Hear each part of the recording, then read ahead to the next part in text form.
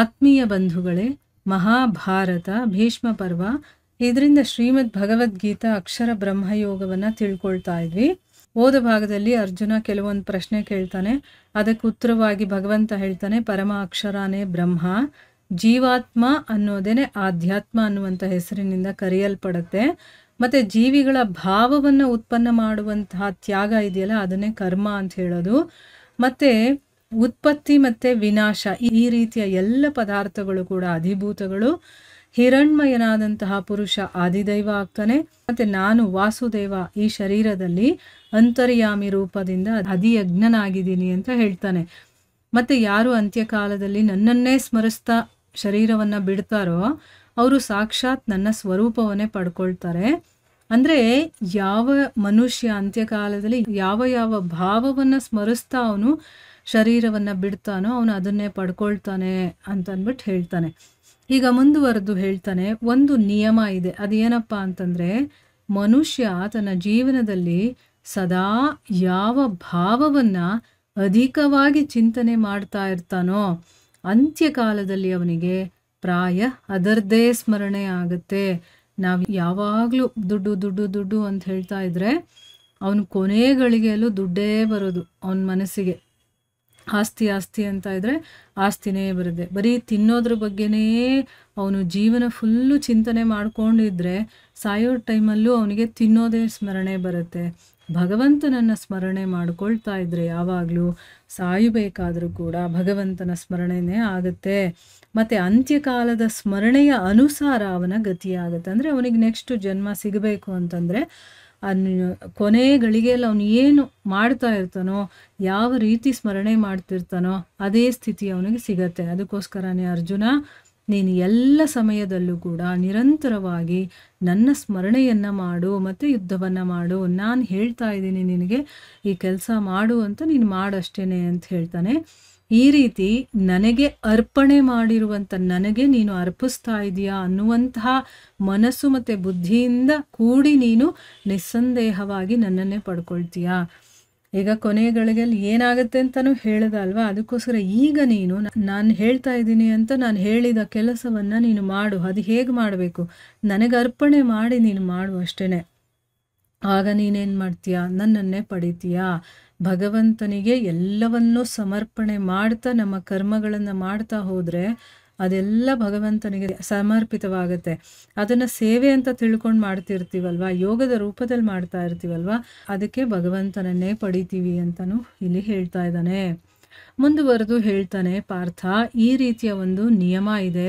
ಪರಮೇಶ್ವರನ ಧ್ಯಾನದ ಅಭ್ಯಾಸ ರೂಪಿ ಯೋಗದಿಂದ ಯುಕ್ತನಾದಂತಹ, ಅಂದರೆ ಏನು, ಸದಾ ಕಾಲ ಆ ಭಗವಂತನ ಧ್ಯಾನದಲ್ಲೇ ಇರುವಂಥದ್ದು. ಆ ರೀತಿಯ ಒಂದು ಅಭ್ಯಾಸವನ್ನು ಮಾಡ್ತಾ ಮಾಡ್ತಾ ಮಾಡ್ತಾ ಆ ರೀತಿಯ ಯೋಗದಲ್ಲಿ ಯಾರು ಯುಕ್ತನಾಗಿರ್ತಾನೋ, ಮುಳುಗಿರ್ತಾನೋ, ಆಮೇಲೆ ಬೇರೆ ಕಡೆ ಎಲ್ಲೂ ಅವನು ಚಿತ್ತ ಹೋಗಬಾರ್ದು, ನಿರಂತರವಾಗಿ ಅವನ ಚಿಂತನೆಯನ್ನೇ ಮಾಡ್ತಾ ಇರ್ತಾರಲ್ಲ, ಅಂತಹ ಪುರುಷರು ಆ ಪರಮ ಪ್ರಕಾಶ ಸ್ವರೂಪವಾದ ಪರಮೇಶ್ವರನನ್ನೇ ಪಡಿತಾರೆ.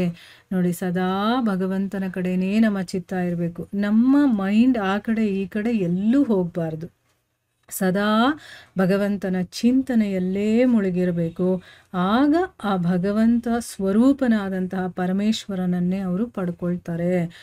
ಯಾವ ಮನುಷ್ಯ ಸರ್ವಜ್ಞ, ಅನಾದಿ, ಎಲ್ಲರ ನಿಯಂತ್ರಕ, ಸೂಕ್ಷ್ಮಕ್ಕಿಂತಲೂ ಅತಿ ಸೂಕ್ಷ್ಮ, ಎಲ್ಲ ಧಾರಣೆ ಪೋಷಣೆ ಇದನ್ನೆಲ್ಲ ಮಾಡುವಂಥವನು, ಅಚಿಂತ್ಯ ಸ್ವರೂಪನು, ಸೂರ್ಯನ ಹಾಗೆ ನಿತ್ಯ ಚೇತನ ಪ್ರಕಾಶ ರೂಪ, ಮತ್ತು ಅವಿದ್ಯೆಯಿಂದ ಅತೀತನಾಗಿದ್ದಾನೋ, ಮತ್ತು ಶುದ್ಧ ಸಚ್ಚಿದಾನಂದ ಘನ ಪರಮಾತ್ಮನ ಸ್ಮರಣೆಯನ್ನು ಮಾಡ್ತಾನೋ, ಆ ಭಕ್ತಿಯುಕ್ತನಾದಂತಹ ಪುರುಷ ಅಂತ್ಯಕಾಲದಲ್ಲೂ ಕೂಡ ಯೋಗ ಬಲದಿಂದ ಭೃಗುಟಿಯ ಮಧ್ಯದಲ್ಲಿ, ಎರಡು ಹುಬ್ಬುಗಳ ಮಧ್ಯದಲ್ಲಿ ಪ್ರಾಣವನ್ನು ಒಳ್ಳೆ ರೀತಿಯಲ್ಲಿ ಅವನು ಸ್ಥಾಪಿತಗೊಳಿಸ್ತಾನೆ.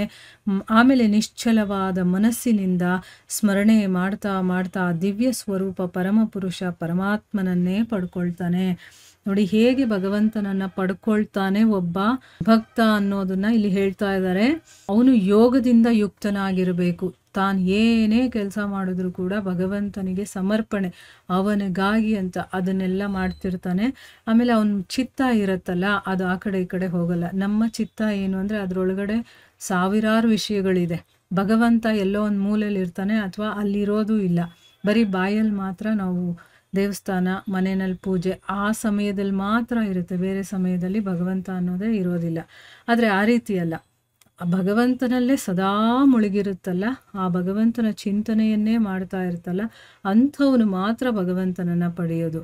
ಯಾವ ಮನುಷ್ಯ ಭಗವಂತನನ್ನು ಸರ್ವಜ್ಞ, ಅನಾದಿ, ನಿಯಂತ್ರಕ, ಸೂಕ್ಷ್ಮಕ್ಕಿಂತ ಸೂಕ್ಷ್ಮ, ಎಲ್ಲರನ್ನ ನೋಡ್ಕೊಳ್ಳುವಂಥವನು, ಧಾರಣೆ ಪೋಷಣೆ ಮಾಡುವಂಥವನು, ಆಮೇಲೆ ಅವಿದ್ಯೆಯಿಂದ ಅತೀತನಾಗಿರುವಂಥ ಶುದ್ಧ ಸಚ್ಚಿದಾನಂದ ಪರಮೇಶ್ವರನ ಸ್ಮರಣೆ ಮಾಡ್ತಾನೋ, ಯಾವುದೋ ಒಂದು ಅನ್ಯ ದೇವತೆ ಸ್ಮರಣೆ ಮಾಡುವಂಥವನಲ್ಲ, ಪರಮಾತ್ಮನ ಸ್ಮರಣೆ ಮಾಡಬೇಕು. ಅಂಥ ಮನುಷ್ಯ ಅಂತ್ಯಕಾಲದಲ್ಲಿ ಏನು ಮಾಡ್ತಾನೆ ನೋಡಿ, ಅವನಿಗೆ ಕೊನೆಗಾಲ ಬಂದಿದ್ರೂ ಕೂಡ ಅವನು ಭಗವಂತನ ಧ್ಯಾನದಿಂದ ಅವನು ತನ್ನ ಮನಸ್ಸನ್ನು ದೂರ ಮಾಡ್ಕೊಳ್ಳೋದಿಲ್ಲ. ಅವನು ಯಾವಾಗಲೂ ಭಗವಂತನ ಸ್ಮರಣೆಯಲ್ಲಿರೋದ್ರಿಂದ ಅಂತ್ಯಕಾಲದಲ್ಲೂ ಕೂಡ ಅವನು ತನ್ನ ಎರಡು ಹುಬ್ಬುಗಳ ನಡುವೆ ಆ ಪ್ರಾಣವನ್ನು ಸ್ಥಾಪನೆಗೊಳಿಸಿ ಅವನೇನು ಮಾಡ್ತಾನೆ, ನಿಶ್ಚಲವಾದಂತಹ ಮನಸ್ಸು, ಆಗ ಚಂಚಲವಾಗೋದಿಲ್ಲ ಅವನ ಮನಸ್ಸು.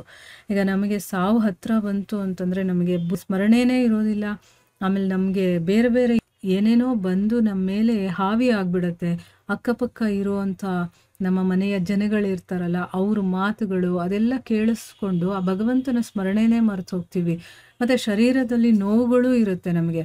ಆದರೆ ಯಾರು ಯೋಗ ಬಲವನ್ನು ಇಟ್ಕೊಂಡಿರ್ತಾನೋ, ಅದು ಧ್ಯಾನದ ಮೂಲಕ ಜಪ, ತಪ, ಭಗವಂತನ ಸ್ಮರಣೆ ಆಗಿರ್ಬೋದು, ಅಥವಾ ಭಗವಂತನ ವಿಷಯಗಳನ್ನು ಕೇಳೋದಾಗಿರ್ಬೋದು, ಇದು ಎಲ್ಲವೂ ಯೋಗ. ಭಗವಂತನಿಗೆ ಸಮೀಪದಲ್ಲಿ ನಮ್ಮನ್ನು ಕರ್ಕೊಂಡು ಹೋಗುವಂಥದ್ದಲ್ವಾ. ಅದು ಯಾವುದ್ರಲ್ಲಾದರೂ ಒಂದರಲ್ಲಿ ನಮ್ಮ ಮನಸ್ಸು ಸ್ಥಿರವಾಗಿ ಇದ್ದರೆ ಆ ಸಾಯುವಂಥ ಸಮಯದಲ್ಲೂ ಕೂಡ ನಮ್ಮನ್ನು ಅದು ಕೈ ಬಿಡೋದಿಲ್ಲ. ಆ ಭಗವಂತನ ಸ್ಮರಣೆಯಲ್ಲೇ ಅದಿರುತ್ತೆ. ಯಾಕಂದರೆ ಅದು ನಮ್ಮಲ್ಲಿ ಒಂದಾಗ್ಬಿಟ್ಟಿರುತ್ತೆ ಅದು. ಸೊ ಅದನ್ನು ಸಪ್ರೇಟ್ ಮಾಡೋದಕ್ಕೆ ಯಾರಿಂದನೂ ಆಗೋದಿಲ್ಲ. ಅದು ತಂತಾನಾಗಿ ಒಳಗಡೆ ಭಗವಂತನ ಸ್ಮರಣೆ ಅನ್ನೋದು ಸದಾ ನಡೀತಾ ಇರುತ್ತೆ. ಅದಕ್ಕೋಸ್ಕರ ಈ ರೀತಿ ಯಾರು ನಿಶ್ಚಲವಾದ ಮನಸ್ಸಿನಿಂದ ಸ್ಮರಣೆ ಮಾಡ್ತಾ ಇರ್ತಾರೋ ಆ ದಿವ್ಯ ಸ್ವರೂಪನಾದ ಆ ಪರಮಪುರುಷ ಪರಮಾತ್ಮನನ್ನೇ ಪಡ್ಕೊಳ್ತಾನೆ ಅಂತಂದ್ಬಿಟ್ಟು ಇಲ್ಲಿ ಹೇಳ್ತಾ ಇದ್ದಾರೆ. ಈ ಸ್ಥಿತಿಗೆ ನಾವು ಬರಬೇಕು ಅಂತಂದರೆ ಎಷ್ಟು ಕಷ್ಟ ಇದೆ ಅಲ್ವಾ. ನಮಗೆ ಸ್ವಲ್ಪ ಇದನ್ನು ಕೇಳ್ತಾ ಇರಬೇಕಾದ್ರೇ ನಮ್ಮ ಮನಸ್ಸು ಆ ಕಡೆ ಈ ಕಡೆ ಎಲ್ಲ ಓಡ್ತಾ ಇರುತ್ತೆ. ಆದರೆ ಅದನ್ನು ಒಂದು ಕಡೆ ತಂದು ಕೂರಿಸೋ ಕೆಲಸನೇ ಕಷ್ಟ. ಇನ್ನು ಸದಾ ಭಗವಂತನ ಸ್ಮರಣೆಯಲ್ಲಿ ಇರಬೇಕು ಅಂತಂದರೆ ಎಂಥ ಒಂದು ವಿಚಾರ ಅದು. ಅಂದರೆ ಆ ಸ್ಥಿತಿಗೆ ತಲುಪೋದು ಎಷ್ಟು ಕಷ್ಟ ಇದೆ. ಆದರೆ ಅದನ್ನು ಸಾಧನೆ ಮಾಡ್ಕೋಬೇಕು ನಾವು. ಅದಕ್ಕೆ ಇದನ್ನೆಲ್ಲ ಪ್ರತಿನಿತ್ಯ ಕೇಳ್ತಾ ಇದ್ದಾಗ ನಮ್ಮ ಮನಸ್ಸಿನ ಒಳಗಡೆ ಈ ವಿಚಾರಗಳೇ ಓಡ್ತಾ ಇರುತ್ತೆ. ಆವಾಗ ಸಾಯುವ ಸಮಯದಲ್ಲೂ ಬರ್ಬೋದು ಅಲ್ವಾ. ಇಲ್ಲಿ ಹೇಳ್ತಾ ಇದ್ದಾನಲ್ಲ ಭಗವಂತನೇ, ಸದಾ ನನ್ನ ಸ್ಮರಣೆಯನ್ನೇ ಮಾಡ್ತಾ ಇದ್ದಾಗ ಸಾಯುವ ಸಮಯದಲ್ಲೂ ಕೂಡ ನನ್ನ ಸ್ಮರಣೆ ಅನ್ನೋದು ಬಂದೇ ಬರುತ್ತೆ ಅಂತ ಹೇಳಿದ್ದಾನೆ ಭಗವಂತ. ಆಯಿತಾ, ಇಲ್ಲಿಗೆ ನಾವು ನಿಲ್ಲಿಸೋಣ. ಹರೇ ಕೃಷ್ಣ.